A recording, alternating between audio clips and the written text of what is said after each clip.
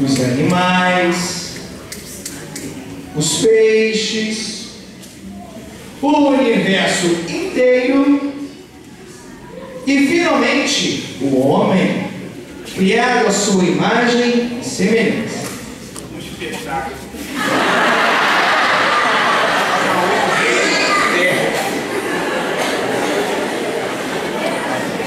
Mas Deus viu que o homem estava só. Então lhe deu uma mulher para que lhe fizesse companhia.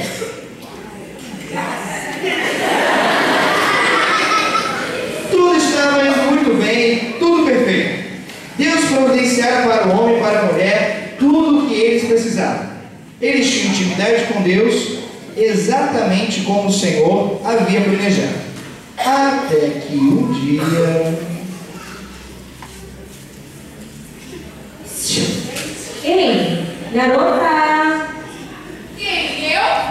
E existe outra garota no planeta inteiro. É claro que é com você que estou falando. E o que você quer? Bem, eu estava aqui pensando.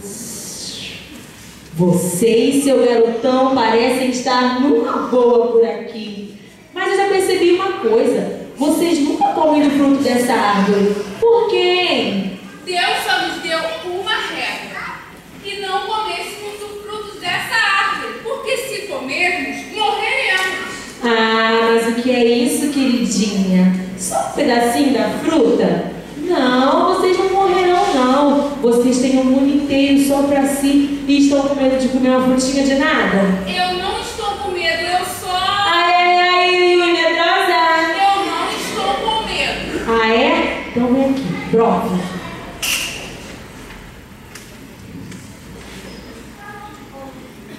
Ei, Eva, não tem nada para comer nesse paraíso, eu estou... Eles tinham quebrado a única regra que Deus havia colocado. Como consequência, estragaram o relacionamento perfeito com o Deus Santo. Eles foram banidos do jardim do Éden e passaram a ter que produzir o alimento que antes era dado pelo próprio Deus.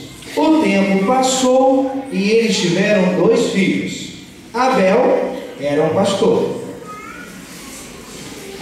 E aí, tudo bem? E Caim era um fazendeiro. Boa noite. Meu rebanho está uma beleza. Meus cordeirinhos estão gordinhos e saudáveis. E eu só tenho que agradecer a Deus por isso. Vou lhe oferecer o meu melhor cordeiro. E com certeza ele ficará muito contente. Minha colheita é que realmente está fantástica. Eu até adoro trabalhar embaixo desse sol quente, você não está vendo? Mas estou até pensando em dar uma parte da minha colheita para ele. Mas não fazer a melhor, vou logo dizendo. Deus se agradou da oferta de Abel com seu melhor cordeiro. Já a oferta de Caim não conseguiu agradar muito. É o quê? Deus disse a Caim: por que você está irado, rapaz? Você precisa se controlar antes que isso leve você ao pecado. Vou tentar. Ei, Bebel, vamos ali. Bebel. Fazer o quê? Tenho algo para lhe mostrar. Mostrar? Você verá. E Caim matou Abel. O primeiro assassinato tinha sido cometido. Desde então as coisas não melhoraram, só pioraram.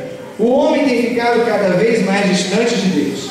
Aquele bom relacionamento com Deus, que foi a razão pela qual ele criou o homem, já tinha acabado há muito tempo. Então, diante disso, Deus decide começar de novo. Ele fez cair um grande dilúvio sobre a terra, o qual matou todas as pessoas do mundo, exceto a família de um homem que escapou em um grande barco, juntamente com um casal de cada espécie de animal. Eles quase morreram com o fedor dos animais. A família de Noé sobreviveu ao dilúvio e repovoou a terra. Cena 2. A promessa. O tempo passou e mesmo Deus tendo mostrado com o dilúvio que estava falando muito sério, a maioria das pessoas simplesmente o ignorou e continuaram pecando. Algumas delas, no entanto, optaram por fazer a vontade de Deus. Uma dessas pessoas foi um bom homem chamado Abraão. Abraão? Quê? O que está acontecendo? Quem está aí? Sou eu, o seu Deus. Incrível! Deus está falando comigo, mas o que eu fiz para merecer essa honra? Você tem me obedecido. E vou fazer uma promessa. Darei mais descendentes do que as estrelas do céu. E farei de você uma grande nação, a qual chamarei de meu povo. Meu Deus, isso é maravilhoso, mas onde é que eu vou colocar tanta gente? Eu só tenho uma kitnet aqui. Eu lhe mostrarei uma terra maravilhosa, a qual a darei a você e seus descendentes. Se confiar em mim e me obedecer, derrotará o povo que nela vive agora. Terra que mana leite e mel. Ótimo! Agora vai! E assim foi feita a promessa, que mostraria para sempre a fidelidade de Deus, ainda que demorasse um pouco para ser cumprida. O tempo passou. Abraão e Sara tiveram um filho. Para testá-lo, Deus veio a Abraão e lhe pediu que sacrificasse o seu filho Isaque. Abraão estava quase completando o sacrifício quando o anjo interrompeu. Pai Abraão, não faça isso. Deus estava apenas testando a sua obediência e você foi aprovado.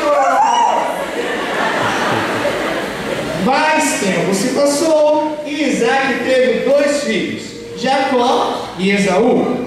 Eles discutiram por causa de uma peça que Jacó pregou em Esaú. Temendo por sua vida, Jacó fugiu para um lugar chamado Arã. No final das contas, Jacó teve 12 filhos. Um deles se chamava José. E a história de José e seus irmãos é muito bem conhecida, mas vamos rapidamente recapitular. Jacó amava muito a José e lhe deu um presente, uma túnica colorida. Os irmãos de José o odiavam e o venderam como escravo. Ele trabalhou para um homem chamado Potifar, mas foi para a prisão por causa de uma trama armada pela esposa do seu patrão. O faraó estava perturbado por causa de sonhos misteriosos e ouviu falar de um rapaz que estava preso e que podia interpretar sonhos. José disse a faraó o que seus sonhos significavam. Durante 7 anos haverá grande escassez em todo o Egito, e isso salvou o Egito. A família de José juntou-se a ele no Egito durante o período da escassez. Os anos se passaram e a família de José ficou cada vez maior. Foi aí que a promessa de Deus a Abraão começou a se tornar realidade. José morreu. Mas sua família continuou a crescer. Algum tempo depois, um novo faraó assumiu o poder. Ele não se lembrava de nada e não sabia por que havia tantos israelitas no Egito. Então os escravizou, mas mesmo assim eles continuavam a se multiplicar até chegar a cerca de 2 milhões de pessoas. Foi aí que Faraó decidiu acabar com os judeus de uma vez por todas. Ele decretou que, a partir daquela data, todo bebê israelita que nascesse macho deveria ser morto. Foi nessa época que nasceu Moisés. Cena 3, o Êxodo, ou... Vem, Moisés, tira-nos daqui! Bem, foi nessa época que nasceu Moisés. Tudo bem, já estamos indo. Foi nessa época que nasceu Moisés.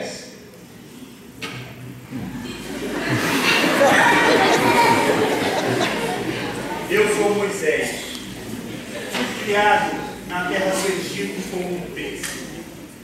Mas lá matei um homem e amedrontado fugi para Midian. Bem-vindos à terra de Midian, terra de mistérios e aventuras e o melhor centro comercial desse lado do Mar Vermelho. Se o senhor está interessado, tem umas dessas de Não, nós? muito obrigado. Senhor, eu te desejo tudo. Tudo aquilo que você me deu e dou. É só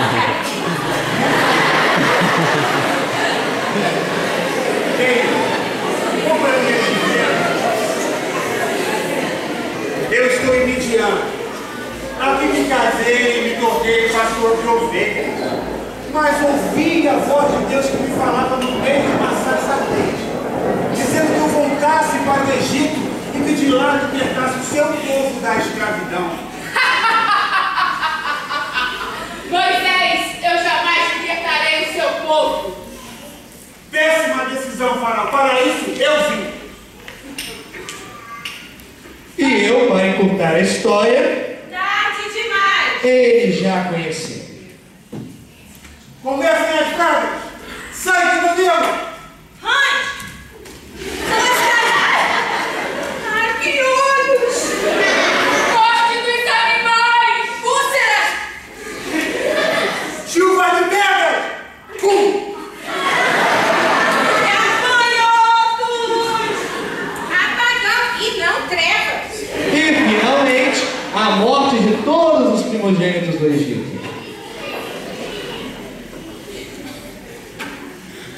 Atenção, israelitas! Se passarmos o sangue de um cordeiro perfeito nos umbrais de nossas portas, o anjo passará diante de nós e nenhum dos nossos primogênitos será atingido. E assim aconteceu, mas... Meu filho está morto. Vai, Moisés. Vai embora com o seu povo daqui. Ô, glória! Vamos! Sigam! É o fim de 340 anos de escravidão! Venham! Sigam-me! Vamos para um monte de ideia! Vamos! Estamos seguindo o líder! O líder! O líder! Estamos seguindo o líder! Tudo estava indo muito bem até os 5 primeiros minutos. Moisés, por que temos que partir desse jeito? Olha, o mar vermelho está bloqueando a nossa passagem. E além disso, Faraó já mudou de ideia e colocou o exército dele atrás da gente. Acho que deveríamos voltar pro Egito, Moisés. Moisés, eu jamais deveria ter lhe seguido. Eu prefiro morrer. Chega de reclamações! Deus, então, permitiu que Moisés abrisse o mar vermelho e conduzisse o povo pisando em terra seca. Mas os egípcios foram destruídos quando o mar voltou a se fechar. Durante o ano seguinte, muitas coisas aconteceram quando os israelitas vagavam pelo deserto procurando a terra que Deus havia prometido a Abraão, o lugar que viria a ser conhecido como a Terra Prometida.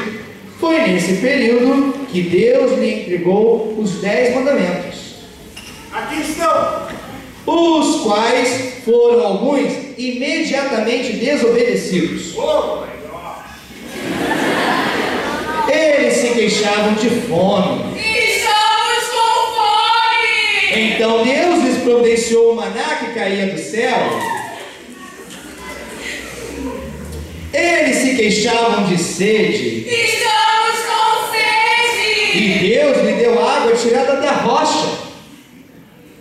Eles estavam fartos do maná. Nós não queremos mais o maná. Então Deus lhes providenciou codornas para que comessem.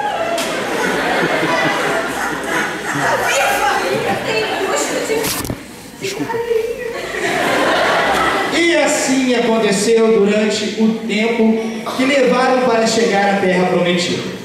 Os israelitas foram desobedientes e murmuradores, mas Deus continuou a perdoá-los e a supri-los em tudo, até que um dia chegaram à terra prometida. Esta é a terra prometida, a terra que Deus disse que nos daria, terra que mana leite e mel. Leite e mel? Sabe o que é, Moisés? Vou logo te falar. Eu sou meio alérgica à lactose, não posso beber muito leite. Pô, leite não vai rolar muito não, hein? Chega de reclamações! Eu já não disse que eu enviei um espia para observar a terra para nós e trazer os relatórios para a gente encontrar?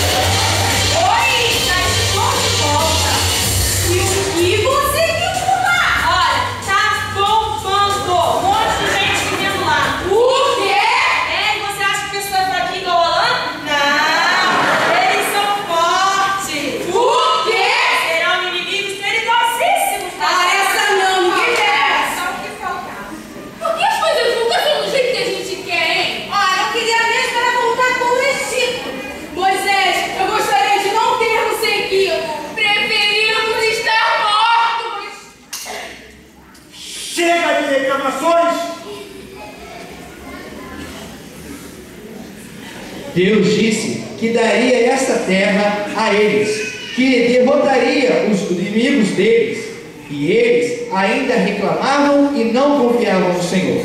Então Deus, que havia conduzido os israelitas à terra prometida, resolveu puni-los.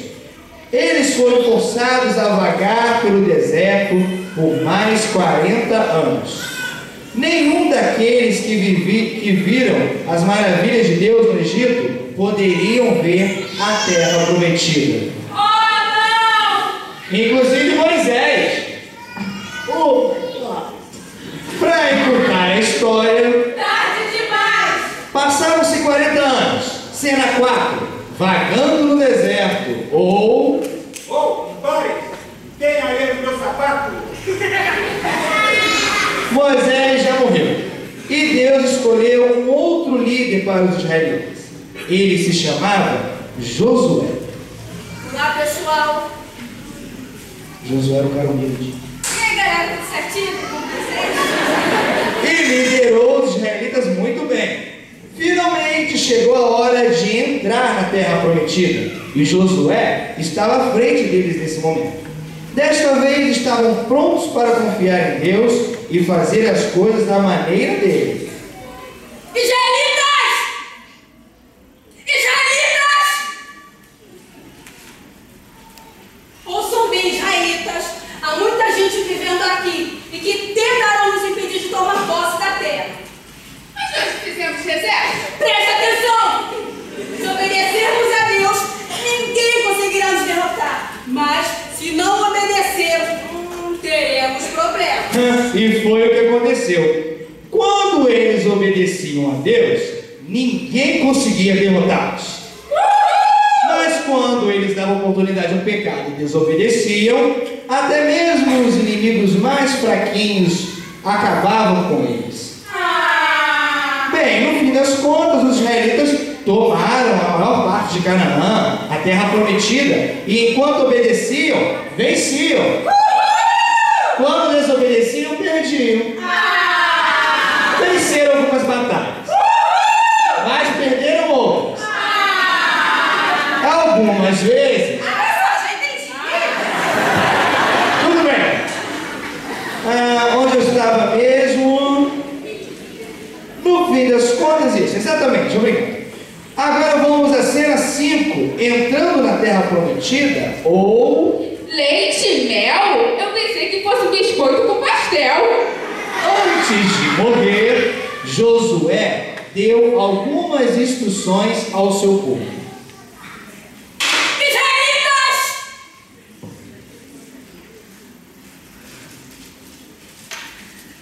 Eu sinto que eu vou morrer em pouco tempo.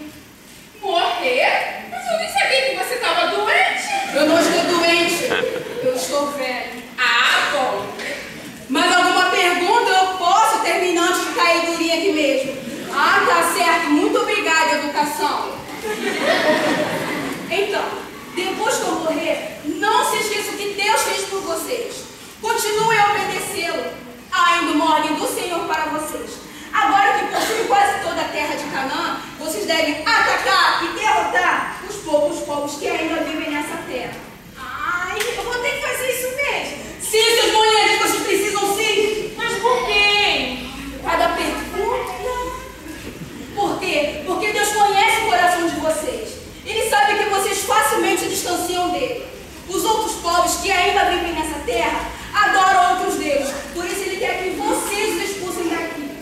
Essa terra deve ser totalmente consagrada ao Senhor, para que vocês não sejam tentados a adorar deuses estranhos. Josué, nós nunca adoraremos outros deuses. Nós prometemos. Sei como se eu nunca tivesse ouvido isso antes. Então, morreu Josué. E para encurtar a história, Tarde demais! os israelitas ignoraram a ordem de Deus, que Deus havia dado, de expulsarem todos os outros povos que viviam em Canaã.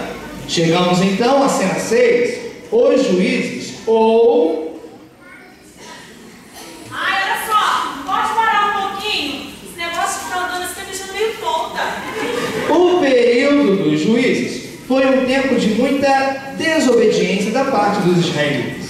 eles haviam recusado a obedecer a Deus e não expulsaram os povos que ainda habitavam e viviam em Canaã. Este pecado atraiu outros pecados. Logo, eles estavam casando com as quais não deviam e adorando os falsos deuses. Na verdade, Deus já tinha sido abandonado por eles. Por isso, ele permitiu que os israelitas fossem derrotados e capturados pelos seus inimigos.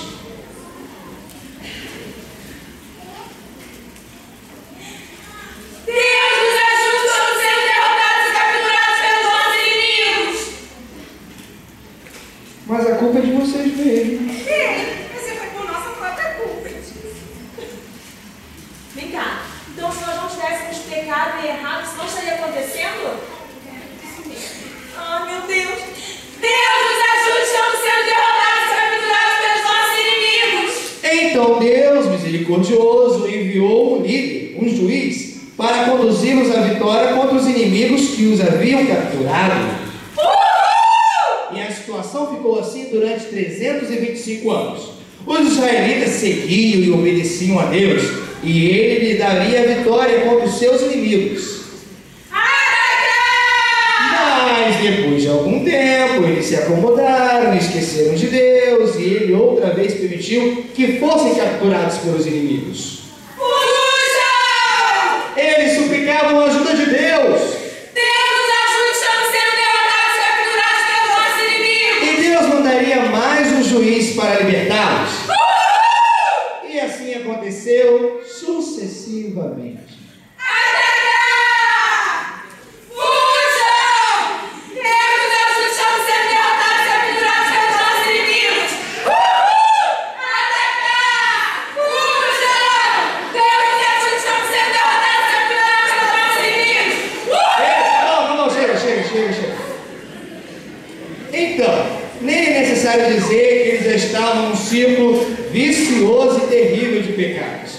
Durante esse período, poucos escapavam, poucos eram fiéis a Deus. Mas entre esses, encontramos um homem chamado Boaz, Boa tarde, pessoal! Que plateia bonita sou! que era um simples fazendeiro nessa época. E Gideão, que foi um dos juízes enviados por Deus para conduzir os israelitas à vitória. Mas, como eu disse, o ciclo de pecado continuou por alguns anos. Você deve estar pensando, quando é que isso acaba, hein? Quando é que isso acaba? Quando é que isso acaba? Acaba com a chegada da cena 7, os reis, ou Pulando da frigideira pro fogo! o último juiz desse período foi Samuel. Mas quando ele se aposentou, os israelitas começaram a se lamentar. Nós não queremos mais um juiz. Queremos um rei. Os filisteus têm um rei. Os amalequitas têm um rei. Por que não podemos ter um rei? E nós nunca temos nada. Quando contaram isso a Samuel, Samuel ficou furioso. Eu estou furioso com vocês! Vocês por acaso sabem o que significa ter um rei? Isso significa que eles pegariam os filhinhos de vocês e colocariam lá, trabalhando com os cavalos, cozinhando para vocês, lavando a roupa do rei. Exatamente. Além disso, sabe aquela melhor parte da plantação de vocês? Não seria de vocês, seria do rei. Vocês seriam praticamente escravos. O que tu quer ser? É isso aí. Queremos um rei agora. Então tá, Deus sabia que isso não ia resolver os problemas, mas também sabia que eles estavam precisando aprender da maneira mais difícil. Nessa época então, houveram vários reis, e o primeiro deles foi Saul.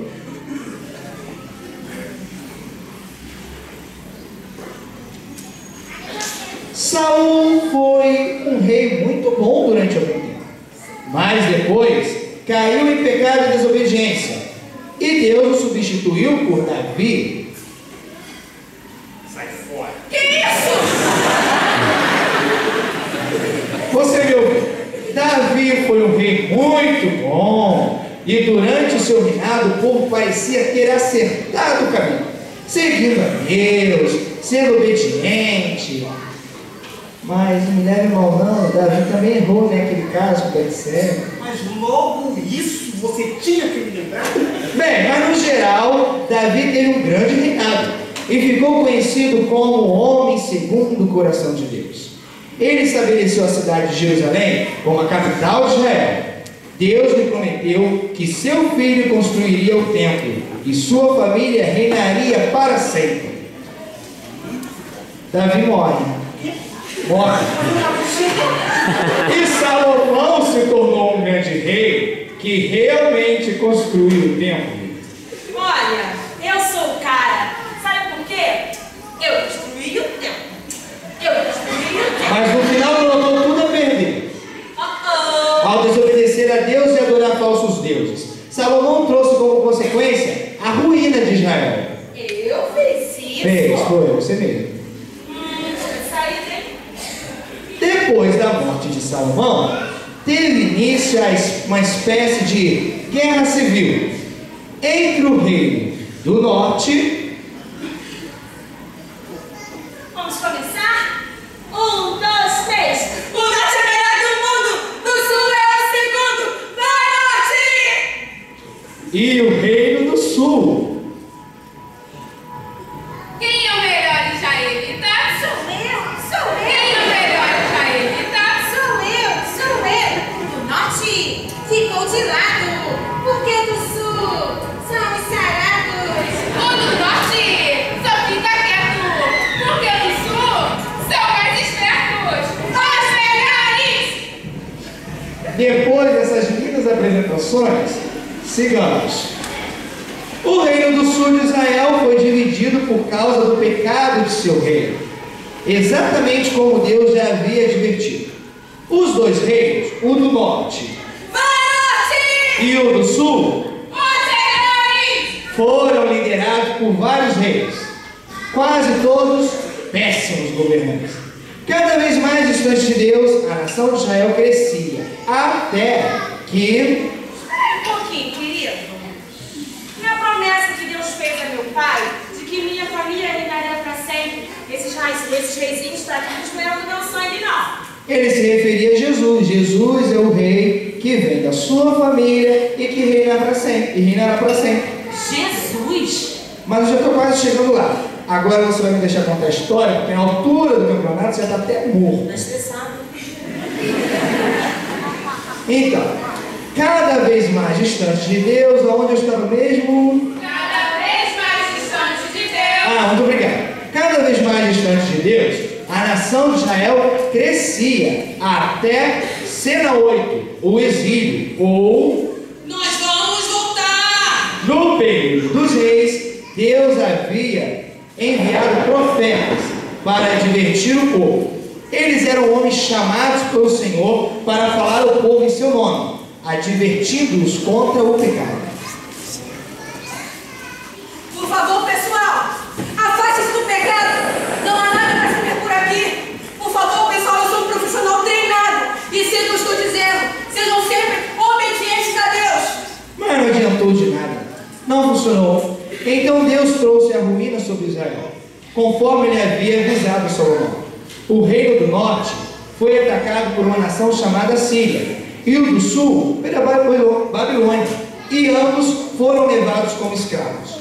Muitas coisas interessantes aconteceram nessa época.